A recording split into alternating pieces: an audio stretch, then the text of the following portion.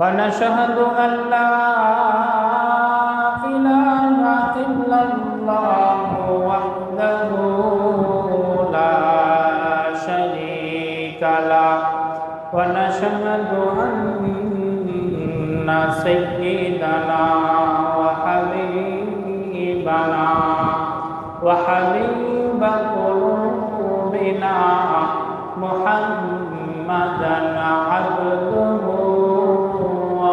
ورسوله أرسله بالحق بشيرا ونذيرا وداعيا إلى الله بإذنه وسراجا منيرا فقد قال الله تبارك وتعالى في القرآن الكريم أعوذ بالله من الشيطان الرجيم بسم الله الرحمن الرحيم إن الله وملائكته يصلون على النبي يا أيها الذين آمنوا صلوا عليه وسلموا تسليما اللهم صل على مولانا محمد وعلى آل سيدنا شفيعنا محمد এই জীবনে কিছুই চাওয়ার নেই তো আর আমার জীবন আমার মরণ সবে তোমার আমার জীবন আমার মরণ সবে তোমার এই দুনিয়ায় আছি তোমার দয়াতে তোমায় ছাড়া শান্তি পাই না কিছুতে তুমি ছাড়া নেই হৃদয়ে কেউ তো আর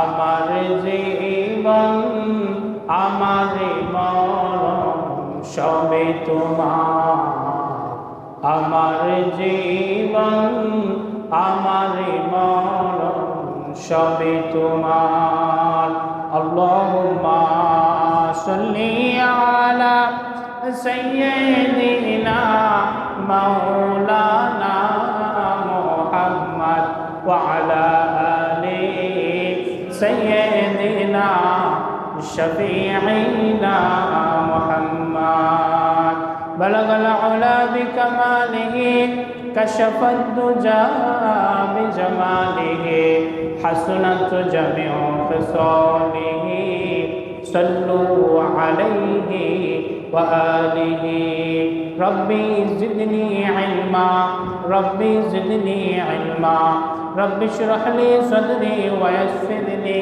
أمري واحلل عقدة من لساني يفقهوا قولي وبك نستعين يا مستعان সম্মানিত মুসল্লিনে কেরাম, আপনারা যারা বারান্দায় আছেন তারা একটু মসজিদের ভিতরে চলে আসবেন। বারান্দায় বসে না থেকে আমরা আলোচনা শুরু করছি। ছড়িয়ে ছিটিয়ে থাকলে জিনিসটা দেখতে খারাপ দেখায়।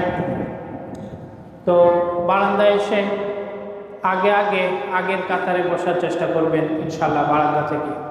প্রিয় উপস্থিতি, আল্লাহ পাক আমাদেরকে আবারও একটি নতুন জুমার দিনে সুস্থ সবল অবস্থায় মসজিদে উপস্থিত হওয়ার তৌফিক এনায়েত ফরমালেন। আগে আগে জুমার নামাজ আদায়ের উদ্দেশ্যে পাক পবিত্র হয়ে মসজিদে নিয়ে আসলেন। সেই মহান রবের দরবারে সকলেই প্রাণ খুলে মন খুলে উচ্চস্বরে একবার কালেমাতুশ শুকর করি, সকলেই বলি আলহামদুলিল্লাহ। আপনারা একটু আমার সাথে আওয়াজ দিবেন, যাতে করে আপনারা শুনছেন এটা যেন বুঝতে পারি। তো আপনারা একটু মনোযোগী হবেন ইনশাআল্লাহ। প্রিয় উপস্থিতি, আজকের দিনে আমরা ক্যালেন্ডারের দিকে যদি তাকাই তাহলে দেখি যে জুন মাসের আজকে 27 তারিখ 2025 সালের জুন মাসের কত তারিখ? 27 তারিখ। আবার বাংলা সনের দিকে যদি তাকায় 1432 বঙ্গাব্দের আষাঢ় মাসের 13 তারিখ। আষাঢ় মাসের 13 তারিখ। বৈশাখ জ্যৈষ্ঠী নতুন বছরের 2টি মাস আমাদের মধ্যে থেকে বিদায় নিয়ে চলে গেছে। গ্রীষ্মকাল বিদায় নিয়ে চলে গেছে। এবার গ্রীষ্মের পরে আসে কি? বর্ষা। গ্রীষ্মের পরে বর্ষা। বাংলার প্রকৃতিতে এখন বর্ষাকাল চলছে। আষাঢ় মাসের দেখতে দেখতে অর্ধেক দিন চলেই গেল, আজকে 13 তারিখ। আবার আরবি সনের দিকে যদি আমরা তাকাই তাহলে 1447 হিজরির মহরম মাসের 1 তারিখ। মহরম মাসের 1 তারিখ। তার মানে আজকে হিজরি নববর্ষ শুরু হয়েছে। নববর্ষ কি হয়েছে? শুরু হয়েছে। আপনারা হয়তো অনেকেই জানেন না, খেয়াল রাখেননি। 1446 হিজরি আমাদের মধ্যে থেকে বিদায় নিয়ে চলে গেছে। আজকে 47 হিজরির আরবি সনের নতুন বর্ষ শুরু হল। মহরম মাসের আজকে 1 তারিখ। তো আজকে আমরা একটু সংক্ষিপ্তভাবে আমাদের এই ছোট সময়ে যতটুকু সুযোগ হয় আমরা একটু এই আরবি সন, হিজরি মাস, গণনার পদ্ধতি, নামকরণ, ইতিহাস এবং আমাদের করণীয় এই বিষয়টা নিয়ে একটি সংক্ষিপ্তভাবে আলোচনার চেষ্টা করব ইনশাআল্লাহ। প্রিয় উপস্থিতি, তো যে কথা বলছিলাম, জীবনে আমাদের কাছ থেকে সময় কত দ্রুত ফুরিয়ে যাচ্ছে। আপনাদের এই কলাবাড়িতে এসে আমার প্রায় 2 বছর হয়ে গেল। আপনাদের ছোট থেকে বড় হওয়া এই ভূখণ্ডে কত কিছুর সাক্ষী আপনারা এই কলাবাড়ির মাটিতে হলেন। হাফ প্যান্ট পরে ঘুরে বেড়ালেন। দেখতে দেখতে আপনারা আজকে জীবনের এই পর্যায়ে এসে পৌঁছালেন। কত উত্থান, কত পতন, কত ঝড়ঝাপটা, কত ঘূর্ণিঝড়, কত প্রাকৃতিক দুর্যোগ, সাংসারিক কত ঝই ঝামেলা, ছেলে সন্তান, বিয়ে শাদী, স্ত্রী পুত্র, নানান কিছুর মুখোমুখি, অভিজ্ঞতার মুখোমুখি আপনারা হয়েছেন। আজকের দিনে এই সময়ে এসেও আপনারা কিছু কিছু দেখতে পাচ্ছেন। তো মানুষের জীবন এমন সময় একরকম থাকে না, এটাই নিয়ম। এক সময় আপনারা এখন যেরকম আছেন সেরকম ছিলেন না। প্রত্যেকের জীবনটা এরকম, সামাজিক পরিস্থিতিও এরকম, জীবন মানও ঠিক এরকম। আজকে আমাদের প্রত্যেকের মাথার উপর একটা করে ফ্যান ঘুরছে। আমি আমার দাদি নানি, দাদা নানার কাছ থেকে যে গল্পগুলো শুনেছি, ওনারাও এরকম প্রত্যেকের মাথার উপর একটা করে ফ্যান পেয়েছেন। এরকম প্রতিটা জায়গাতে জীবনের একটা চেঞ্জ এসেছে।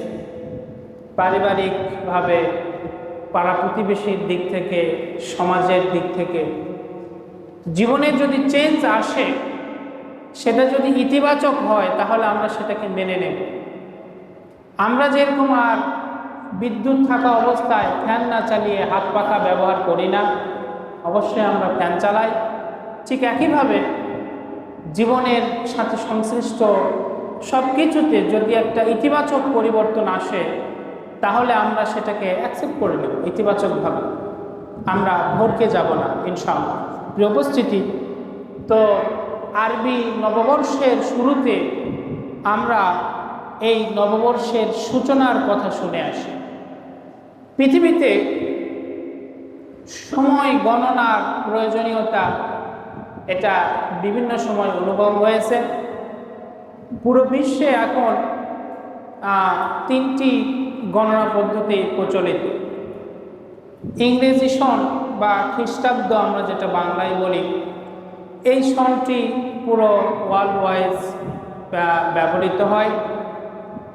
পুরো বিশ্ব জুড়ে এটা সবাই তার নিজেদের দৈনন্দিন কাজে, ব্যবসায়িক প্রয়োজনে, সামাজিক প্রয়োজনে, রাষ্ট্রীয় ডকুমেন্টারি প্রয়োজনাদিতে এটা ব্যবহার করে।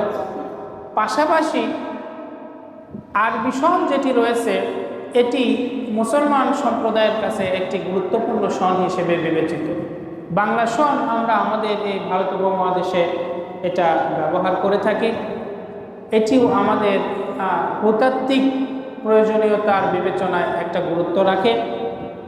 কিন্তু আরবি সনের গুরুত্ব অ্যাজ এ মুসলিম পৃথিবীর সবখানে সব যুগে কিয়ামতের আগ পর্যন্ত এর প্রয়োজনীয়তা থাকবে।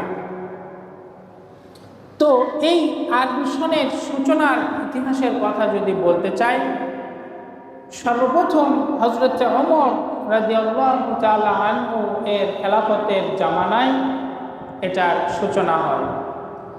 তো তিনার খেলাফতের জামানায় একবার হযরতে আবু মুসা আশআরী রাদিয়াল্লাহু তাআলা আনহু তিনি তার রাষ্ট্রীয় খেলাফতের জামানায় গভর্নর হিসেবে এক জায়গায় নিয়োজিত ছিলেন। তো তার কাছে বিভিন্ন চিঠিপত্র আসতো হযরত ওমর থেকে। হযরত আবু মুসা আশআরী রাদিয়াল্লাহু তাআলা আনহু একবার হযরতে খলিফাতুল মুসলিমিন হযরত ওমর রাদিয়াল্লাহু তাআলা আনহুকে চিঠি প্রেরণ করলেন, খলিফাতুল মুসলিমিন ওমর, আপনি আমাদের কাছে বিভিন্ন সময় বিভিন্ন রাষ্ট্রীয় ফরমান জারি করে চিঠি পাঠান, কিন্তু এই চিঠিটা কোন সময়ে, কত তারিখে, কখন আপনি পাঠাইছেন আর কখন আমরা হাতে পেলাম, কখন থেকে নির্দেশনা জারি করব, এরকম কোনো তারিখ আমরা পাই না। সেক্ষেত্রে নির্দেশনা জারি করতে গিয়ে আমাদের অনেক সমস্যার মুখোমুখি হতে হয়।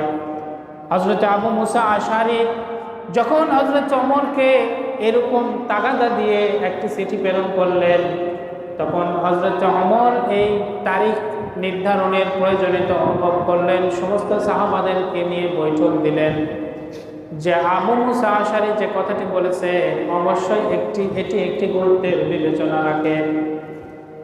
আগের যুগে যখন তারিখ নির্ধারিত হয় নাই আরবি সন আরবে, তখন তারা বিভিন্ন ঘটনাকে কেন্দ্র করে সন মনে রাখত। আমাদের দেশেও অনেক মা বোনেরা, বিশেষ করে দাদি নানিদের মুখে আমরা এরকমটা শুনেছি যে তারা বলতো যে তুমি জন্ম হয়েছ ওই অমুক সালে, তখন একটা বিশাল বড় বন্যা হয়েছিল। আবার বলে থাকে যে আমাদের বিয়েটা হয়েছিল অমুক সালের বিশাল বড় বন্যার ঠিক 2 বছর পরে। তার মানে বিশেষ কোনো ঘটনা যেটা স্মরণীয়, বরণীয়, এরকম কোনো ঘটনাকে কেন্দ্র করে জীবনের গল্পগুলোকে তারা মনে রাখত। যখন তারিখ নির্ধারণ হয় নাই আরবে আরবি সন, ঠিক একইভাবে তখনও তারিখগুলো এভাবে নির্ধারণ করা হতো।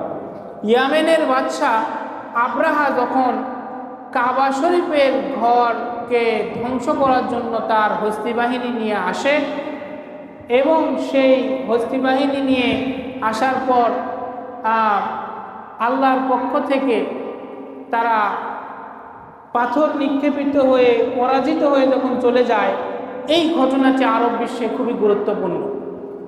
এই জন্য তারা বিভিন্ন ঘটনাকে, গল্পগুলোকে এই ঘটনার আগে পরের সাথে সম্পৃক্ত করে দিনক্ষণ নির্ধারণ করত, বলা বলি করত। কিন্তু হযরত ওমর যখন আবু মুসা আশআরীর থেকে তাগাদা পেয়ে সাহাবাদেরকে সাথে নিয়ে বসলেন, সকলে বললেন অবশ্যই আমাদের রাষ্ট্রীয় কাজ সুশৃঙ্খলভাবে হওয়ার জন্য একটা দিন গণনা, সন গণনা শুরু হওয়া দরকার। সাহাবায়ে কেরাম রাদিয়াল্লাহু আলাইহিম আজমাইনকে নিয়ে বসলেন এবং সকলেই পরামর্শ দিতে থাকলেন অবশ্যই একটা বছর গণনা শুরু হওয়া উচিত। 1, 2, 3, 4 এভাবে করে করে আমরা বলতে পারি এটা অমুক বছরে হয়েছে। তখন অনেক সাহাবারা পরামর্শ দিলেন নবীজির জন্ম যেই সময়ে হয়েছিল সে সময় থেকে বছর গণনা শুরু হোক। আবার অনেক সাহাবা পরামর্শ দিলেন, না, নবীজি যেই সনে মারা গেছেন, মারা যাওয়ার সময়কাল থেকে আমরা বছর গণনা শুরু করি। কিন্তু হযরত আলী রাদিয়াল্লাহু তাআলা আনহু পরামর্শ দিলেন, আমরা যখন মক্কা থেকে মদিনায় হিজরত করে এসেছিলাম, ওই হিজরতের সময় থেকে আরবির বছর গণনা শুরু হোক। হযরত ওমরের কাছে আলী রাদিয়াল্লাহু তাআলা আনহুর এই পরামর্শটি খুব বেশি পছন্দনীয় হয়ে যায়। তিনি এটি গ্রহণ করেন। পরবর্তীতে সমস্ত সাহাবায়ে কেরামের মতানৈক্যের ভিত্তিতে হিজরতের সময়টাকে আরবি সনের গণনার সূচনা শুরু করা হয়। এই জন্য আমাদের আরবি সনকে বলা হয় হিজরি সন। কি সন? হিজরি সন। হযরত ওমর বলেছিলেন, হিজরত হচ্ছে ফাররাকাত বাইনাল হাক্কি ওয়াল বাতিল। এই হিজরত, মক্কা থেকে মদিনায় হিজরত মুসলমান এবং কাফেরের মধ্যে একটা পার্থক্য তৈরি করেছে। সুতরাং আমাদের জীবনের, মুসলমানদের ইতিহাসে হিজরত খুবই গুরুত্বপূর্ণ একটি বিষয়। এটিকেই আমরা আমাদের সাল গণনার মাধ্যম হিসেবে সূচনা করব।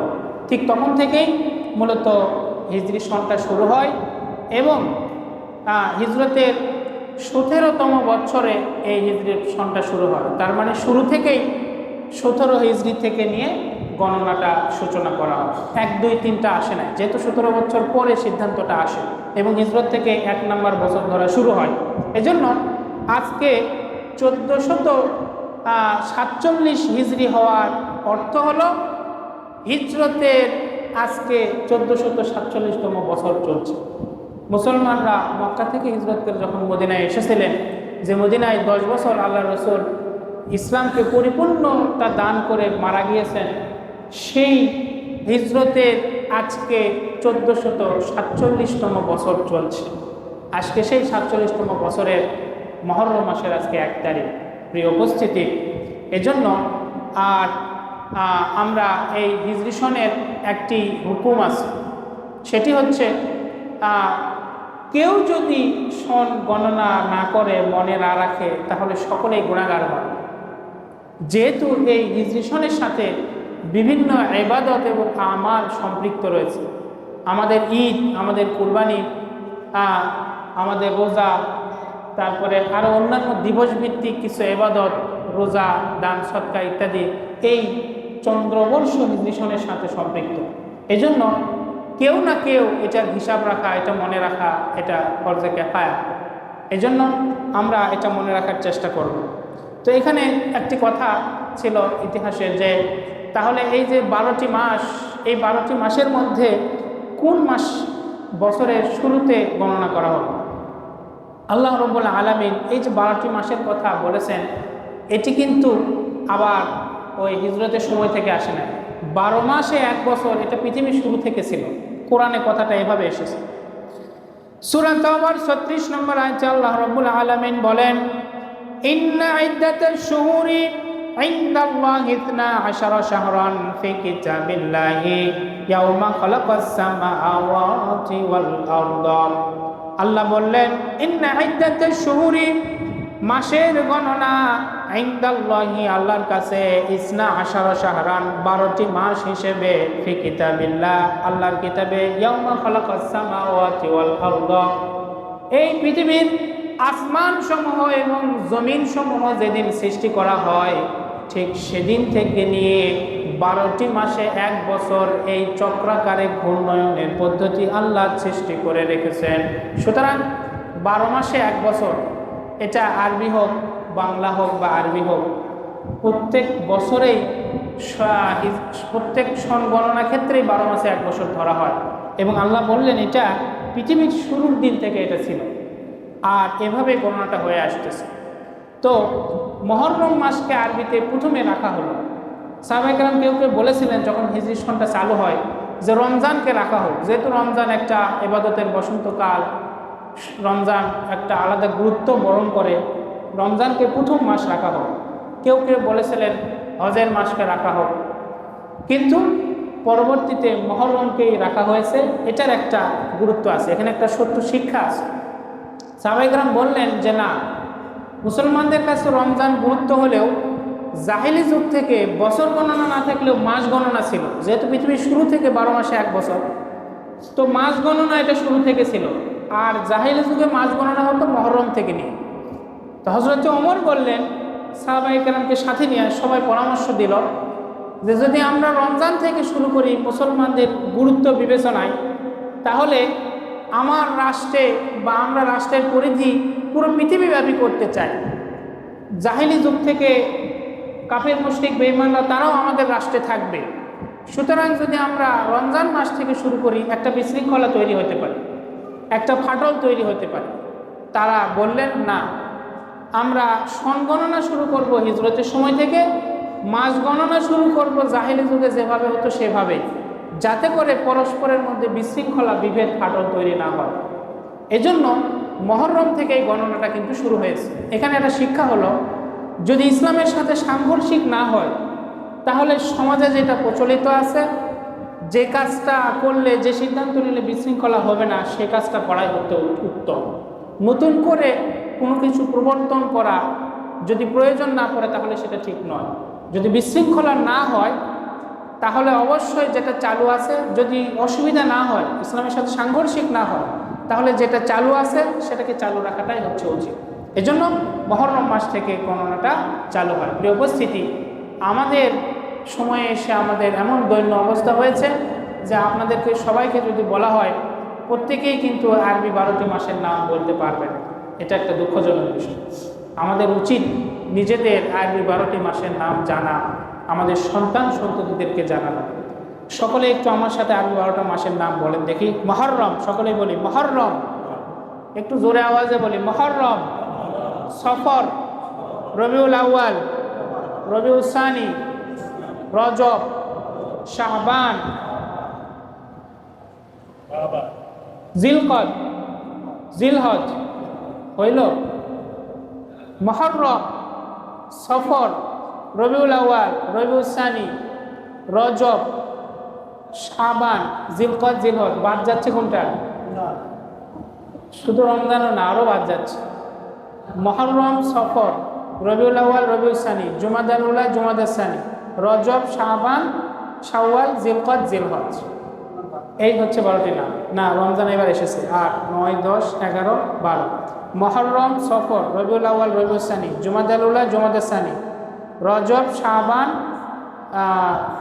রমজান, শাওয়াল, জিলকদ, জিলহজ। এই হচ্ছে 12টি মাস। তো অনেক ছোট বই পাওয়া যায় যেখানে আরবি, ইংরেজি, বাংলা এগুলার অক্ষর, এগুলার সংখ্যা এবং আরবি 12টি মাসের নাম, বাংলা 12টি মাসের নাম, ইংরেজি 12টি মাসের নাম এবং আমাদের এই 6টি মৌসুমের নাম, এগুলো সবগুলো পাওয়া যায়।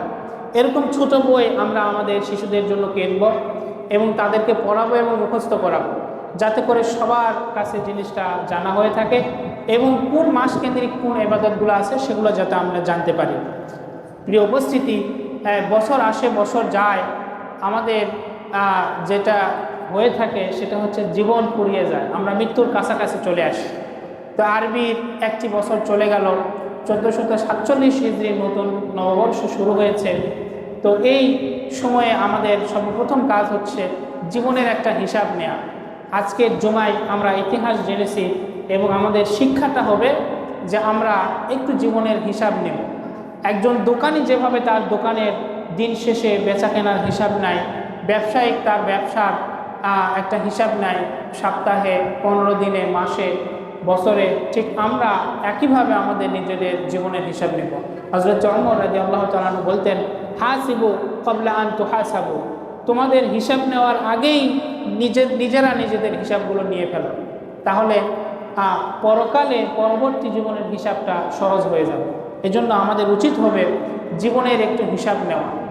আমরা যখন সংসার, পরিবার, পরিজনের ভিতরে থাকি তখন আমরা একটা ব্যস্ততম সময় পার করি। একটু নিরিবিলি একটা সময় আপনি বেছে নেন, কোনো একটা নিরিবিলি জায়গা, একটা নিরিবিলি মুহূর্ত, হতে পারে সেটা পুকুর পাড়, নদীর পাড়, খালের পাড়ে, অথবা লোকালয় থেকে দূরে গিয়ে, অথবা রাতের বেলা যখন নির্জন নিভৃতে আপনি ঘুমিয়ে যান, বালিশে মাথা রেখে নিজের জীবনের একটু হিসাব নেন। একদম শুরু থেকে কি করেছেন, কি করেন নাই, জীবনে সবচাইতে বড় ভুলটা কি ছিল, সেটার জন্য যদি ক্ষমা চাইতে হয় কারোর কাছে ক্ষমা চেয়ে নেন, যদি সেটাকে কোনোভাবে রিকভার করা যায় করে নেন। আর জীবনে সবচাইতে ভালো কাজটা কি ছিল, সেটা যদি খুব বেশি ভালো হয়ে থাকে আপনার জীবনে, সেটার জন্য শুকরিয়া আদায় করুন। এভাবে নিজের জীবনের একটা হিসাব আমরা নিতেই পারি। বছরের শেষ এবং শুরুর এই আলোচনাটি রেখে আজকের জুমার কথা শেষ করছি। আল্লাহ পাক আমাদের সবাইকে যথাযথভাবে আমলে তৌফিক দিক, সকলে বলে আমিন। ওয়া আখিরু দাওয়ানা আনিল হামদুলিল্লাহি রাব্বিল আলামিন।